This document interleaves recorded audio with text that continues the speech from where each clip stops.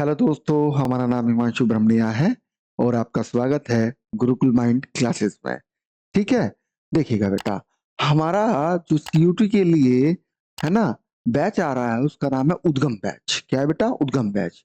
और इसको हम 28 फरवरी को क्या कर रहे हैं सर? लॉन्च कर रहे हैं। ठीक है, इसको क्या कर रहे हैं? 28 फरवरी को हम लॉन्च कर रहे हैं। ठीक है, ये हमारे ऐप का नाम है गुरुकुल माइंड ऐप।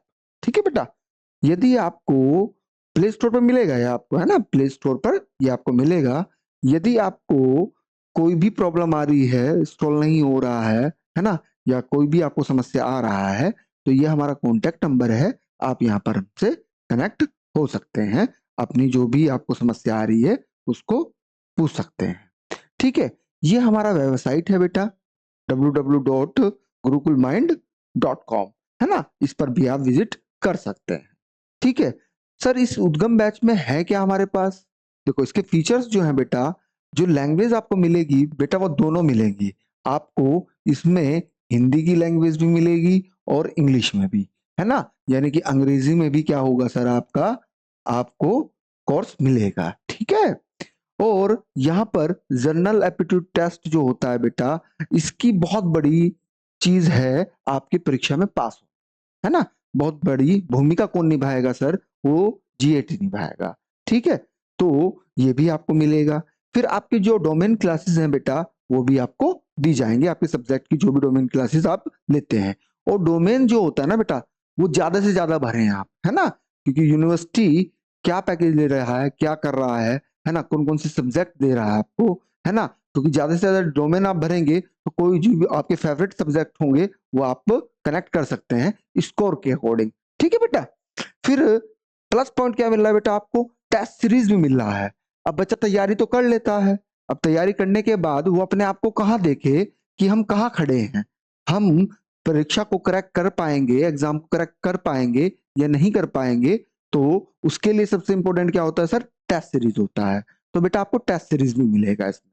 ठीक है, आ रही है बात समझ? जो कंटेंट है बेटा आपको, वो दोनों लैंग्वेज में मिलेगा आपको, इंग्लिश में भी मिलेगा और हिंदी में भी मिलेगा। पॉइंट क्लियर है यहाँ तक? बात समझ में आ रहा है? आइएगा, तो स्टार्ट करते हैं, है ना, एमसीक्यूज के क्वेश्चंस जो आपसे पूछे जाएंगे, है ना।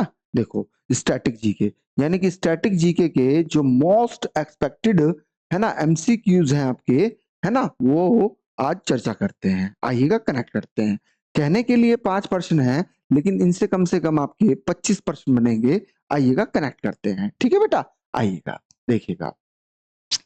देखो, पहला ही क्वेश्चन है आपसे कि 24 परगना या 4 बीघा गलियारा या शून्य रेखा, तीनों एक ही नाम है बेटा।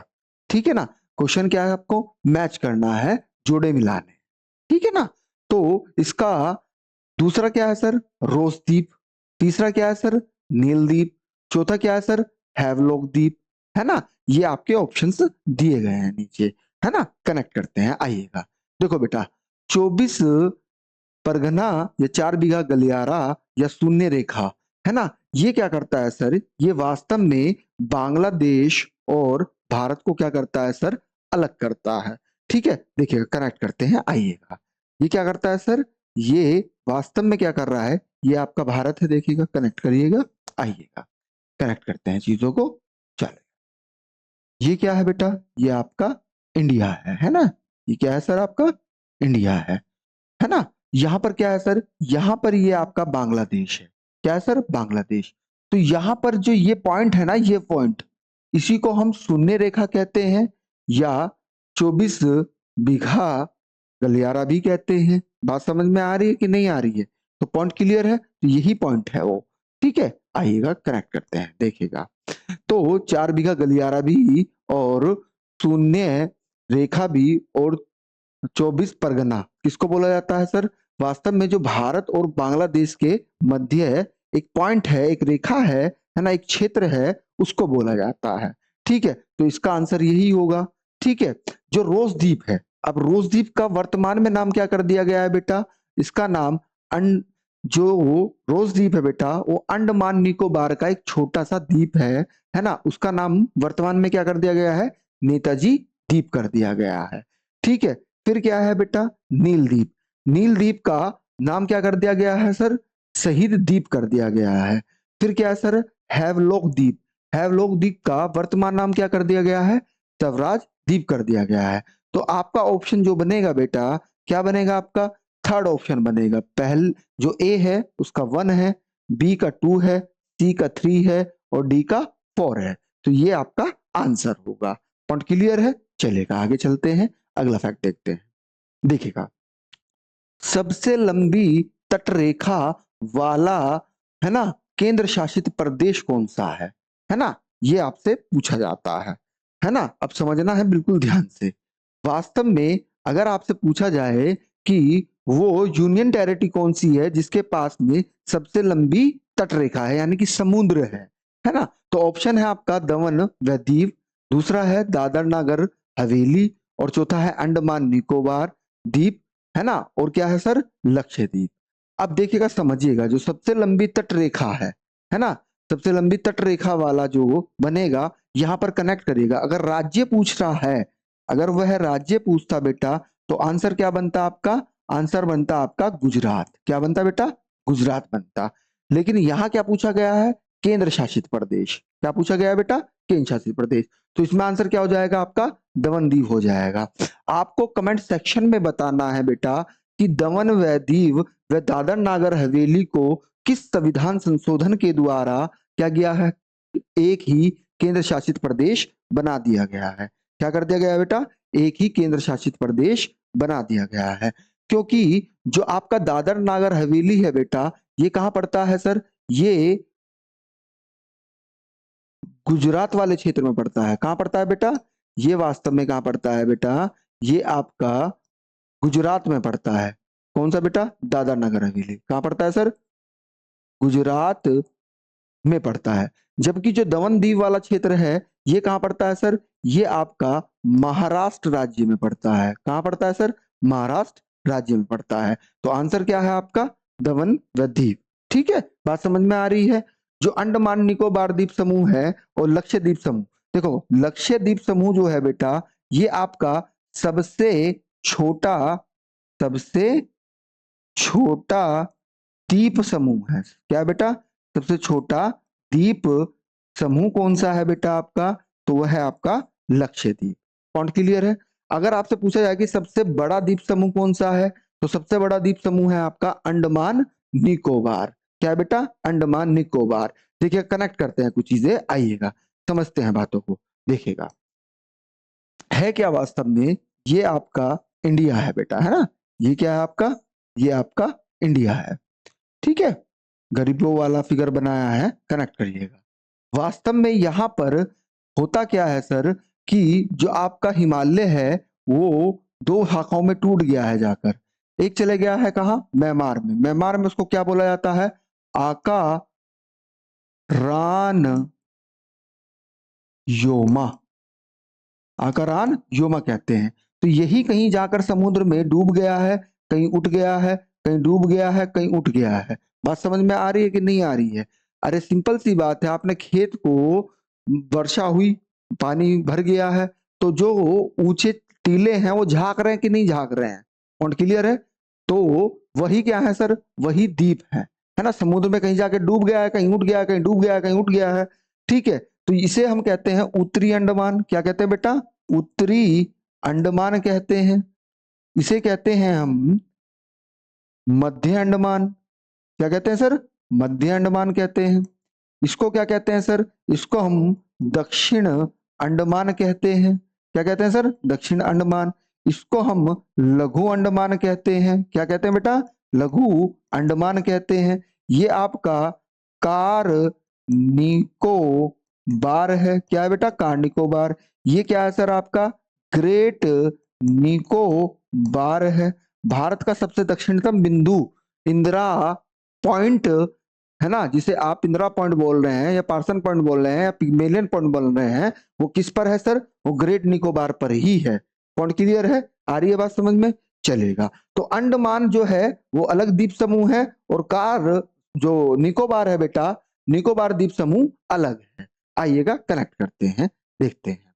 ठीक है, चलिएगा अगला क्वेश्चन देखते हैं। अगला क्वेश्चन क्या है, देखिएगा, ग्रेट चैनल। क्या बेटा, ग्रेट चैनल किस किस के मध्य है? है ना। तो आपसे ग्रेट चैनल के बारे में पूछा जाता है कि वो किस किस के मध्य में है। आइएगा कनेक्ट करते हैं। देखिएगा पहला ऑप्शन है आपका कि निकोबार द्वीप को इंडोनेशिया के मध्य है ना। अब होते क्या है सर, ये ग्रेट चैनल क्या होते हैं बेटा, दो सागरों को जोड़ते हैं। क्या करते हैं सर, दो सागरों को जोड़ते हैं और दो भूखंडों को क्या करते हैं सर, अलग करते हैं। उसे ही ग्रेट चैनल कहते हैं। ठीक है, यानी कि उसको ही चैनल कहते हैं या जल संधि कहते हैं। क्या कहते हैं बेटा, जल संधि कहते हैं। आइएगा कनेक्ट करते हैं, देखिएगा दूसरा ऑप्शन क्या है आपका, भारत व इंडोनेशिया के मध्य। ठीक है, फिर क्या है आपका कि निकोबार द्वीप समूह व सुमात्रा द्वीप के मध्य या उपयुक्त सभी। तो आंसर इसका क्या है बेटा, आंसर इसका सभी है। अब समझना है बिल्कुल ध्यान से, आइएगा कनेक्ट करते हैं।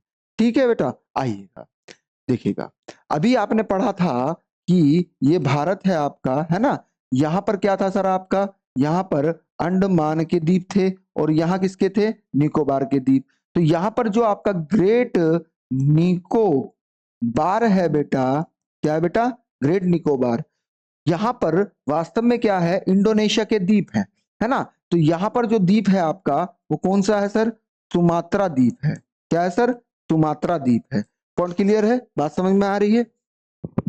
कौन सा द्वीप है बेटा, सुमात्रा द्वीप है। तो यानी कि जो ग्रेट चैनल है आपका वो कहाँ है सर, इन दोनों के मध्य है।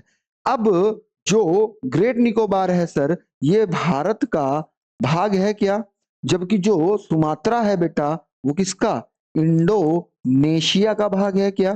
तो एग्जामिनर क्या बोल सकता है कि भारत को इंडोनेशिया से अलग कौन सा चैनल करता है। तो आपका आंसर क्या होगा सर, आपका आंसर होगा ग्रेट चैनल। क्या होगा बेटा, ग्रेट चैनल आपका आंसर होगा।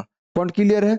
अब इसी को कैसे घुमा के पूछा उसने कि ग्रेट निकोबार को सुमात्रा द्वीप से अलग कौन सा चैनल करता है। तो आपने क्या कहा, ग्रेट चैनल करता है। अब पूछ लेगा कि अंडमान निकोबार व इंडोनेशिया को कौन सा चैनल अलग करता है। तो आपका आंसर क्या होगा सर, आपका आंसर तब भी ग्रेट चैनल होगा। यानी कि वो कैसे भी आपसे पूछ सकता है।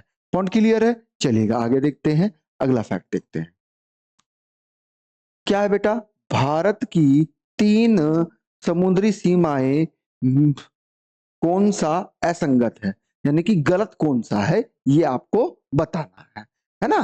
तो पहला ऑप्शन दिया इसने कि परदेशी का समुद्री सीमा। क्या बेटा, परदेशी का समुद्री सीमा।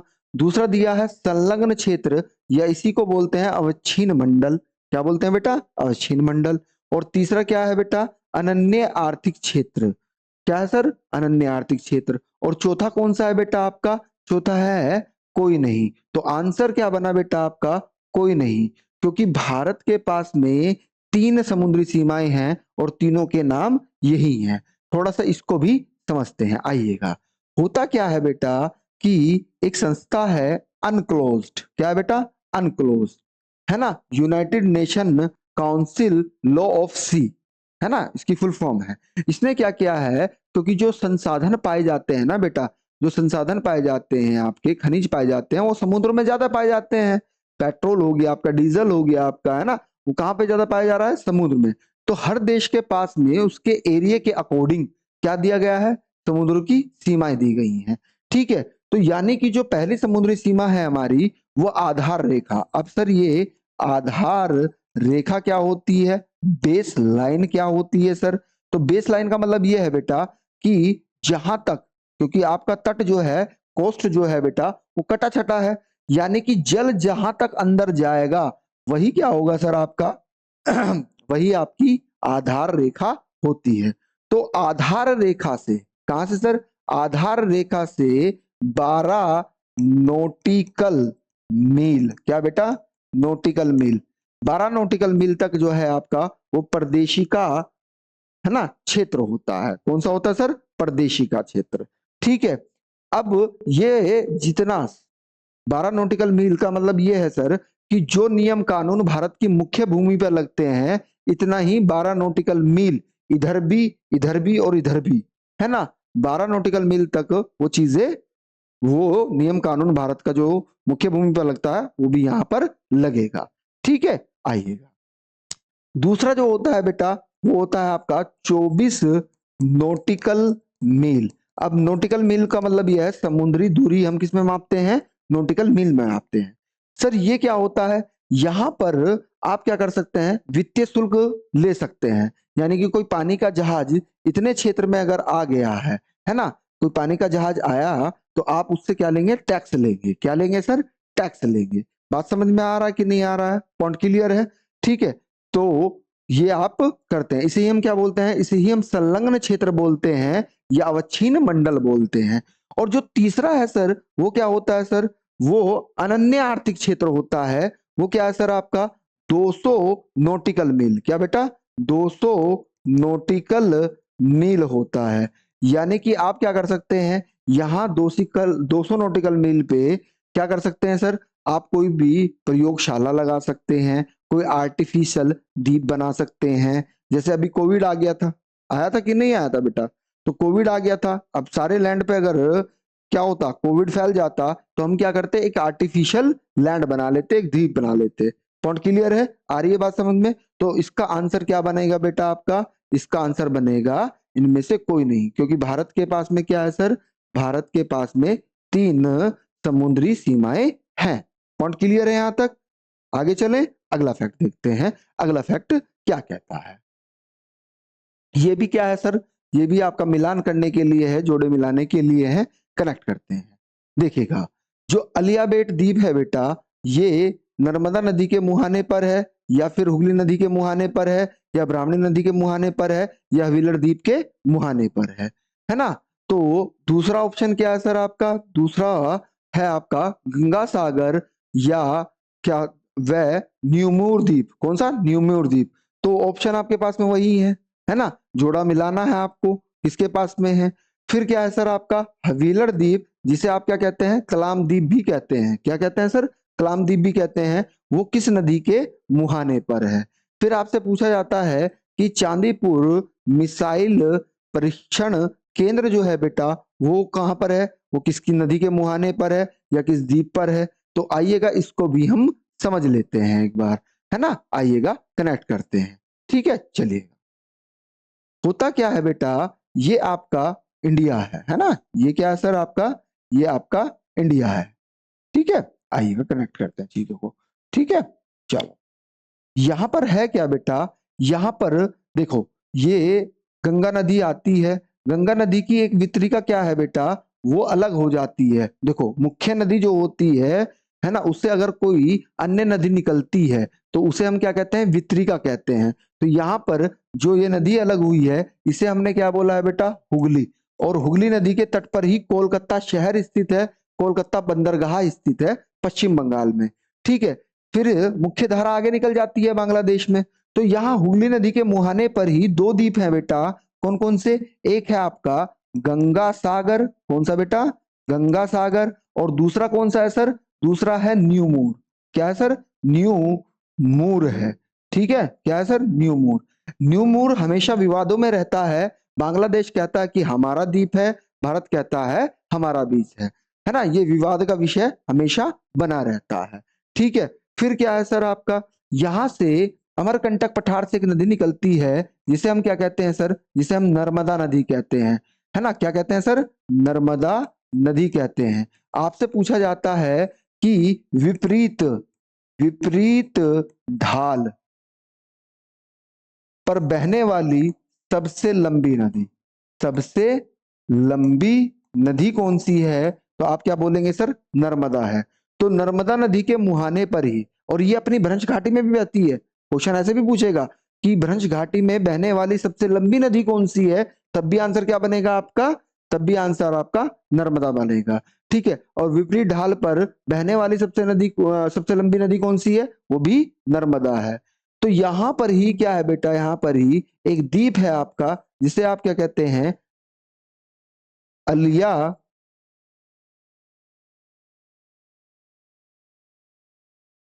अलिया बेट द्वीप कहते हैं। क्या कहते हैं बेटा, अलिया बेट द्वीप कहते हैं। पॉइंट क्लियर है, यहां तक बात समझ में आ रही है। फिर आपसे एक क्वेश्चन और था कि कौन सा था बेटा, जो किस नदी पर, ब्राह्मणी नदी। यहां पर एक नदी है बेटा, है ना, वो कौन सी है सर? ब्राह्मणी नदी। कौन सी? ब्राह्मणी नदी है बेटा। ब्राह्मणी नदी पर ही एक द्वीप स्थित है यहाँ पर, जिसे आप क्या कहते हैं? हवीलर द्वीप कहते हैं। क्या कहते हैं सर? हवीलर द्वीप। इसका वर्तमान नाम क्या है सर? कलाम द्वीप है। क्या है सर? कलाम द्वीप इसका वर्तमान नाम है। और यहीं पर ही चांदीपुर मिसाइल परीक्षण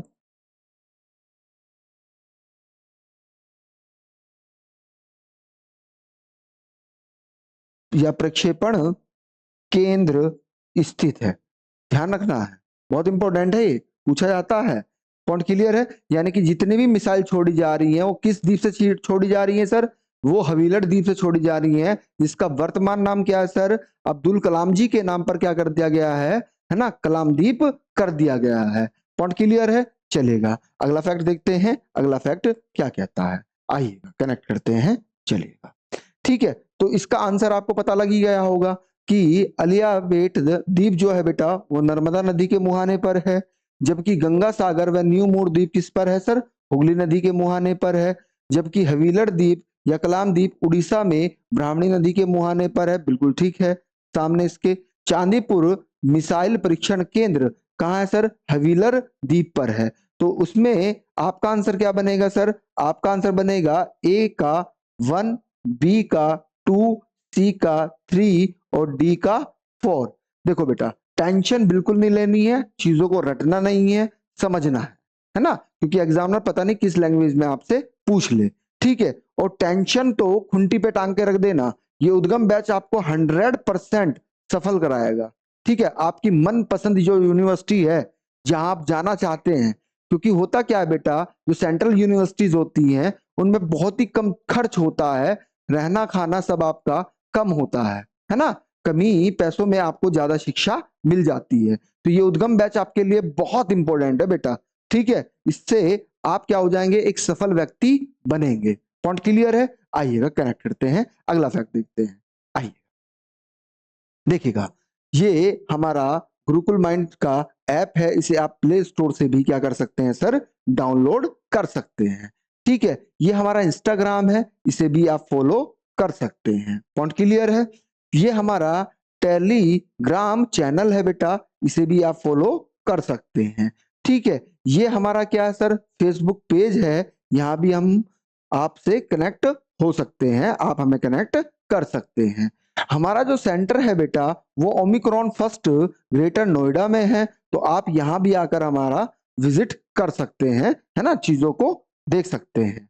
अगर कोई प्रॉब्लम आता है आपको एप्लीकेशन डाउनलोड करने में, तो ये हमारा व्हाट्सएप नंबर भी है और कॉलिंग नंबर भी है, तो इस पर आप हमारे से बात कर सकते हैं। ठीक है, ये हमारा क्या है सर? ये हमारा वेबसाइट है, आप यहाँ भी हमें विजिट कर सकते हैं। ठीक है, यदि आपको वीडियो अच्छा लगा हो तो आप उसको लाइक करना ना भूलिएगा और कमेंट जरूर करिएगा कि आपको वीडियो कैसा लगा। ठीक है, और सब्सक्राइब करना तो आपको भूलना नहीं है। ठीक है, तो मिलते हैं नेक्स्ट सेशन में, जो आपके CU2 के एग्जाम के लिए रामबाण रहेगा और आपको सफल होने से कोई नहीं रोक पाएगा। ठीक है, चलेगा। Thank you class.